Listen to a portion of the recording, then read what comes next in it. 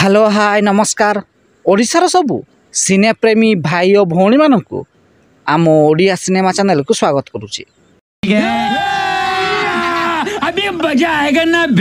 आज कथा हवा सिद्धांत महापात्र एवं मिहिर दास को अभिनीत ओडिया सिनेमा तू एका आम सा भरसा केउ सिनेमारू कॉपी होइथिला। 2006 मसीह रिलीज होइथिला ओडिया सिनेमा तू एका आम सा भरसा। यही सिनेमा को निर्देशना देइथिले शक्ति बराड़, संगीत निर्देशना देइथिले प्रेम आनंद। यही सिनेमार मुख्य भूमिका रे सिद्धांत महापात्र, मिहिर दास, ज्योति मिश्र प्रमुख अभिनय करथिले। यही सिनेमा रे मिहिर दास डबल रोल रे अभिनय करथिबा बेले सिद्धांत महापात्र एक पुलिस ऑफिसर भूमिका रे अभिनय करथिले। यही सिनेमाटी सेही समय रे ब्लॉकबस्टर साब्यस्त होइतिला। तेबे आपण जानिले आश्चर्य हेबे जे ओडिया रे ब्लॉकबस्टर साब्यस्त होइतिबा यही ओडिया सिनेमाटी ओरिजिनाल नथिला। यही सिनेमाटी कॉपी होइतिला एक हिंदी सिनेमारू। 1993 मसीह रिलीज होइतिबा यही हिंदी सिनेमार ना रहितिला परदेसी।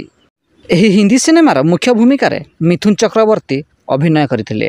यही हिंदी सिनेमाटी मध्य सेही समय रे सुपरहिट होइतिला। हिंदी सिनेमा परदेसी रे अभिनेता मिथुन चक्रवर्ती धान बस्ता को शगड़े बही सहर को बिक्री करने पाई नेउथांती एवं यही समय रे गाँवर जमीदार पहुँची मिथुन चक्रवर्ती को माड़ मारी।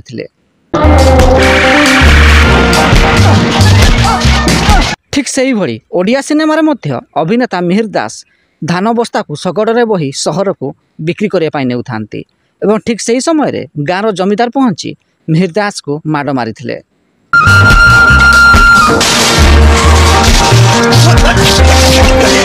ओडिया सिनेमा तू एका आम सा भरसार मूल कहानी हिंदी सिनेमा परदेशरू अणाइथिले मध्य निर्देशक यही सिनेमा रे किछिटा परिवर्तन करिसेंती। हिंदी सिनेमा परदेशी रे अभिनेता मिथुन चक्रवर्ती डबल रोल भूमिका रे अभिनय करिसेंती।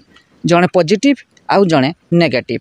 नेगेटिव चरित्र रे अभिनय करिथिबा मिथुन चक्रवर्ती को सहाय्य करूछंती जणे वकील।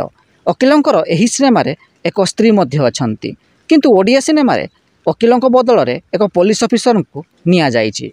सिद्धांत महापात्र यही पुलिस ऑफिसर भूमिका रे अभिनय करिसेंती। यही सिनेमा रे सिद्धांत महापात्र नेगेटिव मिहिर दास को सहाय्य करूछंती। यही सिनेमा रे सिद्धांत महापात्रंकर एक प्रेमिका मध्य अछंती। तेबे ओडिया सिनेमा तू एका आम सा भरसा रे अभिनेता मिहिर दास को अभिनय आपनको केमिति लागिथिला कमेंट बॉक्स रे निश्चिंत जणांतु एवं भिडियोटी पसंद आस्तिले लाइक शेयर एवं चैनल टी को सब्सक्राइब करिया को जमारू भूलिबेनी।